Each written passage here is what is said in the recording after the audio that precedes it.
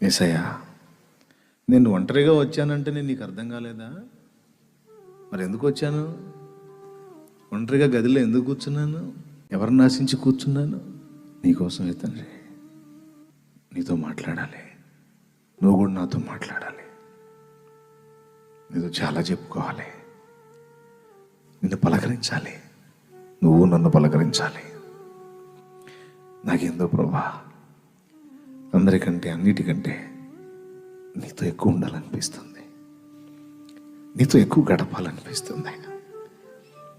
నన్నంత ఆకర్షించావు, పిచ్చివాడిని చేసావు, నన్ను పిచ్చిదాన్ని చేసావు. నన్ను నా వల్ల కావట్లేదయ్యా. నీతో మాట్లాడకుండా, నీతో సంభాషించకుండా, నీతో గడపకుండా, నిన్ను సన్నతించకుండా నా వల్ల కావట్లేదయ్యా.